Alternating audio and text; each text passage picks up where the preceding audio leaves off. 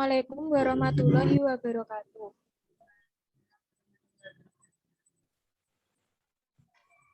Kami dari kelompok 3 akan mempresentasikan mengenai analisis permintaan dan penawaran.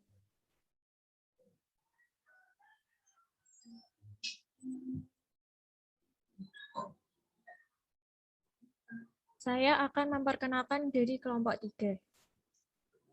Yang pertama, Dwi Febriani, NIM 2019-11-013. Yang kedua, Nia Safira, 2019-11-070. Yang ketiga, Rika Putri Citra Aryani, 2019-11-400. Yang keempat, Eno Dewi Nur Luciani, 2019-11-404. Yang kelima, Werli Oktaviani, 2019-11-565.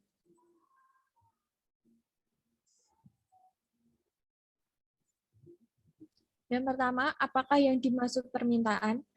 Permintaan atau demand dan penawaran atau supply merupakan informasi dasar perlu diketahui oleh para pelaku ekonomi guna menyusun strategi atau kiat untuk perusahaannya.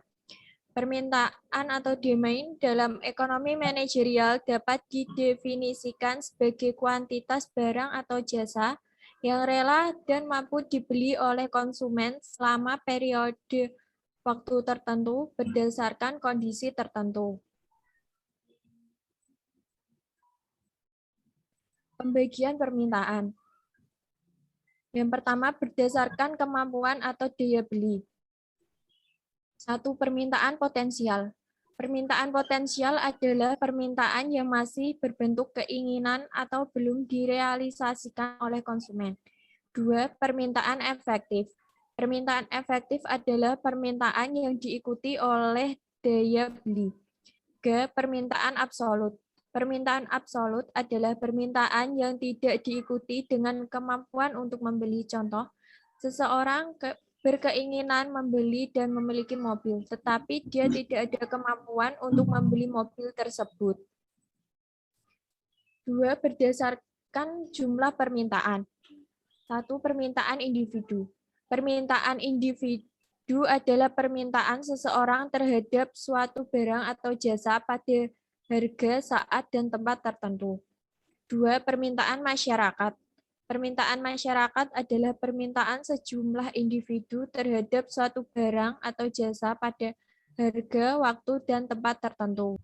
Dari sisi permintaan atau kebutuhan konsumen, barang dan jasa dapat dikelompokkan menjadi beberapa kelompok sebagai berikut. 1. Barang dan jasa normal atau normal good. 2. Barang dan jasa inferior atau inferior good. 3. Barang dan jasa utama. 4. Barang dan jasa pengganti atau substitution good. 5. Barang dan jasa pelengkap atau complement good. 6. Barang dan jasa publik atau public good. Dan 7. Barang dan jasa private atau private good.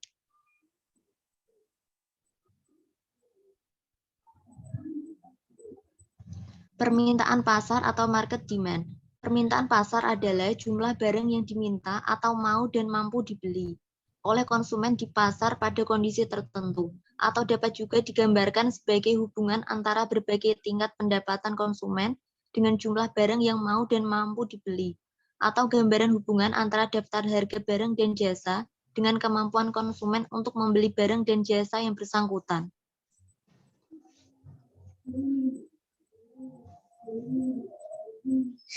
Permintaan ini dapat digambarkan dalam bentuk 3 cara. Yang pertama, kurva atau grafik, menunjukkan perkembangan arah atau permintaan barang dan jasa menurut satuan waktu. Yang kedua, tabel atau daftar, yaitu menunjukkan besarnya permintaan barang dan jasa menurut kelompok atau kriteria tertentu. Dan yang ketiga, menunjukkan hubungan antara jumlah barang dan jasa yang diminta dengan faktor terkait seperti pendapatan atau income, konsumen, dan harga atau price dari barang dan jasa tertentu.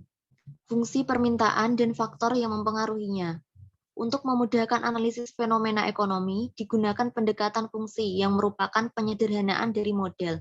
Berkaitan dengan hal tersebut, maka untuk menganalisis permintaan juga digunakan fungsi permintaan. yang merupakan gambar hubungan antara permintaan dengan faktor-faktor yang mempengaruhinya. Fungsi permintaan akan barang dan jasa dapat dirumuskan sebagai E, PS, T, C, R, dan seterusnya. Bila aktivitas produsen dalam memasarkan barang dan jasa yang diproduksinya dimasukkan sebagai faktor yang mempengaruhi permintaan, maka fungsi permintaan akan barang dan jasa dapat dirumuskan sebagai berikut. ID sama dengan F atau fungsi yang meliputi I, P, PS, T, C, E, R, market, informasi, dan etc.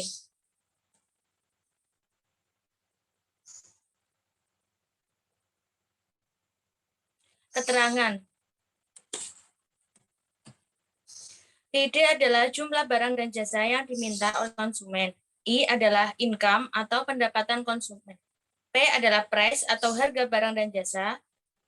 Harga barang utama adalah PU, harga barang pelengkap adalah PC, dan harga barang yang digunakan untuk sebagai pengganti adalah PS.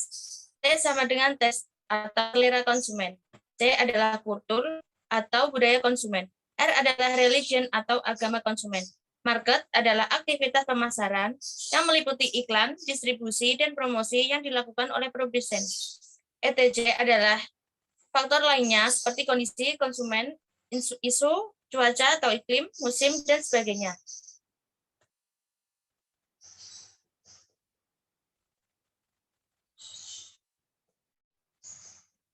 Hukum permintaan. Istilah hukum permintaan yang dimaksud adalah hubungan sebab akibat atau kausalitas antara permintaan akan barang dan jasa dengan faktor-faktor yang mempengaruhinya. Misalnya, hubungan antara jumlah permintaan barang dan jasa tersebut, atau hubungan antara jumlah barang dan jasa yang diminta dengan tingkat pendapatan, income, konsumen, dan seterusnya.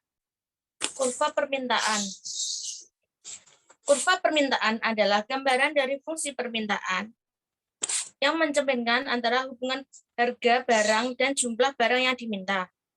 Sifat atau karakteristik kurva permintaan mengikuti sifat atau perilaku dari konsumen yang mengonsumsi barang dan jasa yang bersangkutan, serta asumsi dasar mengenai fungsi permintaan. Bila harga yang menentukan besar kecilnya volume permintaan barang dan jasa, maka sifat dari kurva permintaan adalah sebagai berikut. Sifat permintaan naik. Jika P atau harga turun, maka permintaan akan naik. Jika I naik, maka permintaan juga ikut naik. Kurva permintaan ada dua, yaitu kurva permintaan linear dan kurva permintaan non-linear. Kurva permintaan linear adalah berbentuk garis lurus, sedangkan kurva non-linear berbentuk lengkung. Selanjutnya akan dijelaskan oleh Eno Dewi.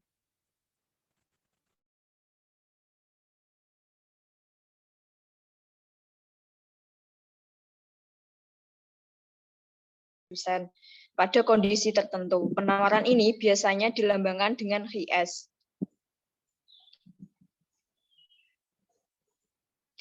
Penawaran pasar atau market supply, yaitu jumlah barang dan jasa yang tersedia dan akan dijual oleh para produsen di pasar pada kondisi tertentu, atau dapat digambarkan sebagai hubungan antara daftar harga jual barang dan jasa dengan kemauan dan kesediaan para produsen untuk menjual barang dan jasa yang bersangkutan.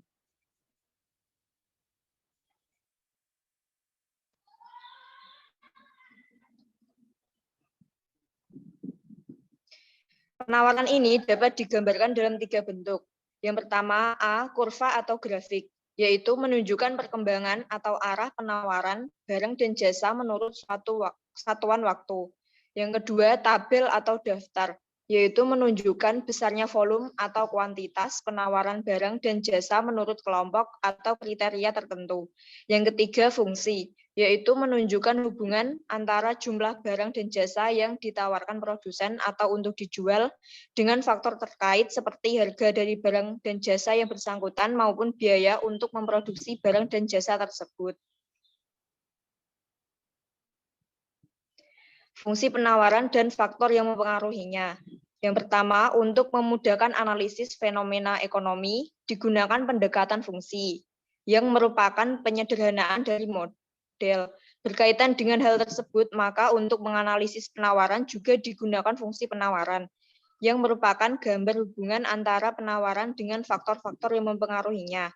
Yang kedua, bila diamati dengan teliti, ternyata jumlah barang yang ditawarkan atau untuk dijual oleh produsen atau QS, atau keputusan produsen untuk menjual sejumlah barang dan jasa dipengaruhi oleh banyak hal. Selanjutnya akan dijelaskan oleh Mbak Werli.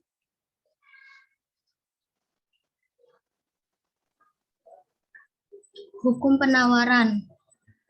A. Faktor yang berpengaruh adalah harga atau price.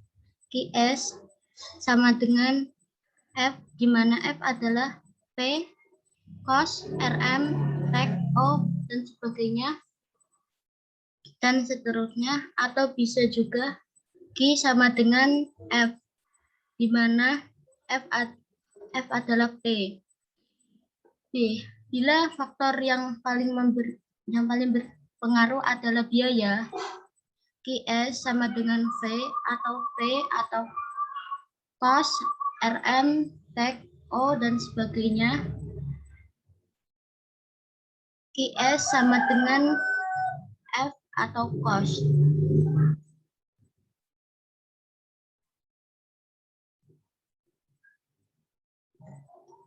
Kurva penawaran. Sifat atau karakteristik kurva penawaran mengikuti sifat atau perilaku dari konsumen yang konsumsi barang dan jasa yang bersangkutan, serta asumsi dasar mengenai fungsi penawaran. Bila penawaran adalah fungsi dari harga, QS sama dengan F atau P. Bila harga P yang menentukan harga besar kecilnya volume permintaan atau QD barang dan jasa, maka sifat kurva penawaran adalah sebagai berikut. Keseimbangan permintaan dan penawaran. Keseimbangan permintaan dan penawaran adalah dengan adanya kesepakatan antara konsumen dan produsen atas barang dan jasa yang diperjualbelikan. Dengan demikian, kedua belah pihak akan bertransaksi menyepakati harga dan jumlah barang dan jasa yang ditransaksikan tersebut. Keseimbangan ini disebut juga dengan istilah keseimbangan pasar. Syarat keseimbangan. Keseimbangan terjadi bila ada kesepakatan antara konsumen yang membutuhkan barang dan jasa dengan produsen yang menjual barang dan jasa tersebut. Maka syarat keseimbangan pasar dapat diketahui secara matematis, di mana antara konsumen dan produsen sepakat mengenai jumlah atau Q maupun harga atau P barang dan jasa yang ditransaksikan. Maka secara matematis harga atau P dan jumlah atau Q menurut konsumen atau fungsi perintah dan produsen atau fungsi penawaran adalah sama dengan Q, D, atau QS. Sekian presentasi dari kelompok kami. Kurang-kurangnya saya minta maaf.